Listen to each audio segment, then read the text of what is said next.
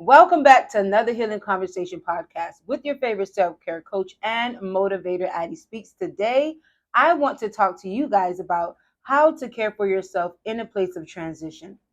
Now, this is not practice. This is not rehearsed. This is not I don't have a script. I don't have things written down, but I do have things that I had applied to my life to get me to where I am, mind, body, and spirit, where I want to share with you. That way you can start your healing journey, your self-care journey, and become the best version of yourself. Now, I want to remind you, we only have a couple of months before this year's out, and there's no better time to start working on yourself than now. Now, I know you're wondering, well, girl, how do I start? I have gotten many questions on how to start, especially when you've endured many emotional pain, many heartbreaks, disappointment, rejection. How can I start my journey? And the first thing I can share with you, the way I started, was just to get off the bed. And I remember listening to a podcast, and she said all she did was just count to five backwards, and that helped her off the bed. And from there, she had to keep her word on, okay, this is what I'm going to do for today. This is what I'm going to accomplish for today. So she had to keep her word. So if I can tell you how to start, I would say start by counting backwards by five, and tell yourself once you get to one, you have to get up. And once you get up, just start. It could be by just making yourself breakfast. You can journal. You can start your morning routine, as far as like go shower, go brush your teeth, go do the basics necessary things that you do from time to time, and just apply that to a routine. So when I say routine, what really helped me is starting a 5 a.m. routine, because I knew that it was imperative that whether I'm at work or on vacation, I need my time. And I know you're like, but I spend time with myself every day, all day. That doesn't matter. There is something that happens when you give yourself a sacred time. That means there's no interruption. That means there's no thinking for nobody else. That means on in this time frame, I'm only caring for myself. And I know that kind of sounds selfish, but when you've been taken advantage of, or when people have been manipulating you or just using you, you realize how important it is to take time for yourself, to clear your mind and set your day intentionally. And people don't understand how important that is, to be intentional about your day. That means I know by the time it hit 8 o'clock, it's breakfast time. By the time it hit 10 o'clock, it's time for me to journal. By the time it hit 12 o'clock, it's time for me to go start my day routine. So it is important that you set important no, it is important that you set a standard for your day. So now your mind is not susceptible. I don't know if I said that word right, but hear me out. Now your mind is not open to any form of doubt, attacks, low self esteem, and all this low vibrational things that can come into our space when we leave ourselves open and accessible to anything. So, one of the things that, and I'm going to show you many things that helped me throughout my healing journey. And I want to start from the beginning, because people thought I just, did this just no, I didn't do this just to do it. I've been working on myself for since 2021, 2022. In 2020, I endured something that really changed my life. I will get more in details about that as we go along in our episodes. Okay. So, but I just want to talk to you. How can you care for yourself in a place of transition? Whether you're healing from a heartbreak, whether embark on a new journey and you got a job and you want to see how you can put yourself first while still not negating other tasks or negating other people or feeling neglected. So one of the things that I've done when I was starting my healing journey, hold on, I need my tea. But one of the things that I've done was start writing love letters to myself every morning. And the reason why I did that is because, and this is me getting personal, okay, was because when you are used to somebody showering you with love, you tend to give that person or these people kind of the power to determine whether or not you receive that love in a consistent basis. So if you're used to getting good morning texts and you don't anymore, maybe you do that for yourself. So, for example, every morning, and now this go back all the way to 2021. That's what I'm saying. Like, these are letters and messages that I written myself when I would feel low, when I would want to see that good morning, beautiful, good morning, gorgeous, good morning, and I didn't get that. So I was like, Addie, won't you give that to yourself? So I started writing love notes to myself every morning before I started my day to go to work. And so that really helped me keep my mind in perfect peace. The second thing that helped me was to not only buy a planner, okay? I have like three. All right. I don't how you say, I don't write in one, but if I'm focusing on a week or a month, that's the one that I'm gonna be writing in for that week or that month. So I wanted to tell you that I don't care how many planners you have. Get your planners and start writing in them. That's how you become intentional. That's how you set forth action towards the desire that you want to see. So again, I started writing in my planner. I started to tell myself, hey, you have to plan for your day. You now have to be intentional about the things that you want to see in your life, because nobody's going to do it for you. Nobody's going to get you there but you. Like, literally, if you are not aware of this already, you're the only person that can get you to where you need to be in life. Like, you can share someone your desires, your dreams, or whatever you want to do, but unless you step into that gap, unless you step into that place and set that standard and just walk into it, you're not going to get there because you're waiting on someone else to give that for you. And that was one of the bad habits that I had. I was asking people to help me. I was asking people to do this. I was asking people to do that when everything that I needed to get done was already in me, I already had the power to do it. So that's what also that's what self-care taught me. I have the power to do exceedingly and abundantly above all that is asked of me. So I just want you to let you know also, you have the power to make sure that the things that you want to see for your life get done, get done. All right. So the third thing that I also um started doing was read.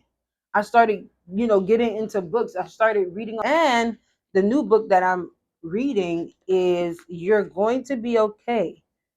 This book has given me the peace of mind that I am not the only one going through this, right? So if you're enduring trauma, if you're undergoing your healing journey, and you just want to feel a part of a community, also I do have a healing community on Facebook called The Prevailing Hearts. The Prevailing Hearts community is a community where the strong people still rise. I know they'd be like, it's the strongest that fall, but we still rise. And so if you want to start reading on the book, I wish I started here, but I didn't, but that's okay. Get this book. You're going to be okay. It's enlightening you about how trauma, if not dealt with, can affect you in all areas of your life. And so if I knew that, I would have been started, my healing journey and trying to figure out what was going on with me. Because even when you don't understand your traumas, you don't understand why you react the way you do. It can really affect your relationships. So it's very imperative that you get the understanding. You get the understanding so you can know how to move not only with yourself but with other people. All right. So these are some of the things that helped me on my self-care journey. And I know you see this book here. This book here, Louise Hay. Louise Hay, God rest her soul. Goodness, this lady, I feel like it's like another podcast because y'all don't understand. In the beginning of my healing journey, I never knew about her, but she started to pop up on my recommendations on YouTube. So one of the things that popped up was the power of your thoughts, the power of your mind. And so I started to just replay. Listen, sometimes you don't get it the first time, and that's quite all right. Hold on, let me get my tea. Sometimes you don't get it the first time around, and that's all right. And so that's why I think it was for a month straight, and I don't know if it was, probably was more than that, but I kept on replaying that book. It's an audio book. Sometimes when you can't grab a book, grab an audio book and keep your mind focused. That's it. That's the nugget, y'all. That's the nugget. So what I did was kept on replaying her audiobook, and she was just dropping gems, and she was giving me understanding to why I was the way I was. And I was like, oh my gosh, I have the power to change that by my mindset. I need to change my thoughts. I need to change the way I think. I need to change the way I approach myself in certain situations. I need to be non-judgmental. I need to give myself grace. And so again, I bought this book also because every night before I go to bed, I would turn the page because she numbers them. It's a 365 daily affirmations. So each night I would turn the page to an affirmation. I don't count. I just randomly open a book and I read the affirmation. And could you believe it that some of the affirmation that it lands on is something that I would be feeling on the inside. And so it really helps me when I settle my mind at night. That's why it's important to have a night routine. When I settle my mind at night, I settle it in power thoughts, positive thoughts, uplifting thoughts. And I also, before I go to sleep, I play my affirmations throughout the night. Because one thing I learned is that your subconscious mind have the power to manifest the things that's already on the inside of you. So if what's on the inside of you is not positive, don't be surprised what you experience. So I play positive affirmations every night. And when I wake up in the morning, I play it for 20 minutes. So I just want to encourage you that you have to now step in to the place of making sure that your life is the way you want it. And the way you do that is by taking initiative. How do you show up in your life? You want people to show up a certain way. Well, how do you show up in your life? Because the mirror is always back on you. That's why self-care is important. So self-care to me is making sure that you're hitting the areas that are being neglected and not being met. You have to hit those areas, because if you try to give somebody else that responsibility, like I said not too long ago, it will fail. And people always fail people. And I had to learn that the hard way. You will always be disappointed by people. But if you step into that place, if you secure those areas, you won't have to worry about making sure that somebody else do. So, and then when somebody else do, that's a plus. It's not their assignment. It is a plus, not their assignment. So again, this is how you heal and care for yourself in a place of transition. It doesn't matter if you have 10 kids. If you start your day an hour or hours early, you can put yourself first, meaning 5 a.m. I wake up, 5:30 I'm journaling, 6 o'clock I'm eating my breakfast, 6:30 I'm reading a book, 7 o'clock I'm now going into my business or making a content or doing something. Step into the areas that are being neglected, and raise your standard, fill it in, and do good in that. So again, start your morning routine. I have a journal.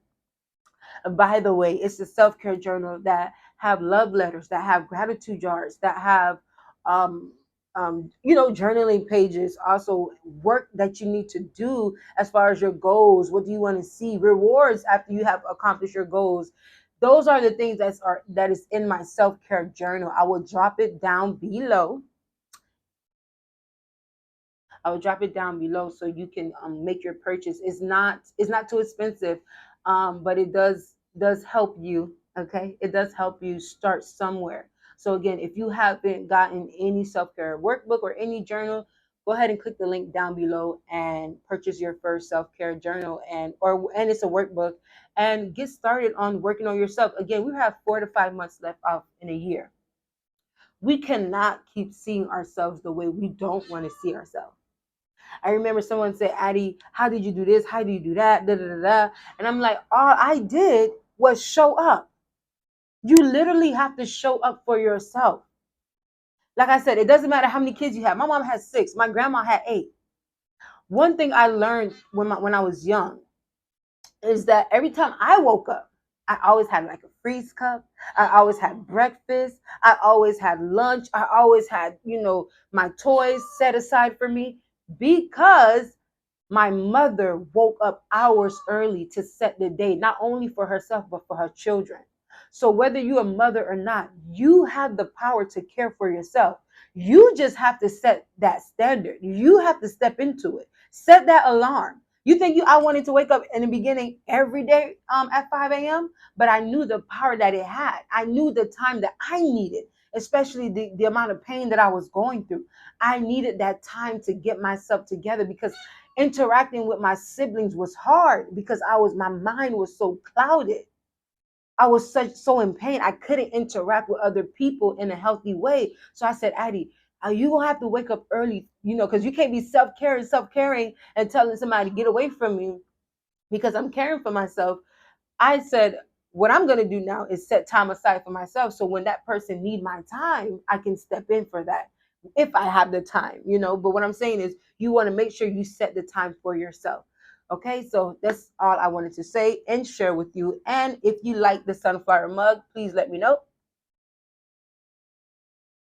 It is good. And yeah, just care for yourself. Like literally practice self-care. Self-care can help you heal from things you never thought you'll be able to heal from. Self-care can give you confidence. Self-care can give you boldness. Self-care can give you the love that you've been desiring. Self-care can help you. So help yourself by helping you. All right. So this is your favorite self-care coach, Addie Speaks. You guys have a healing and self-care day. See you soon.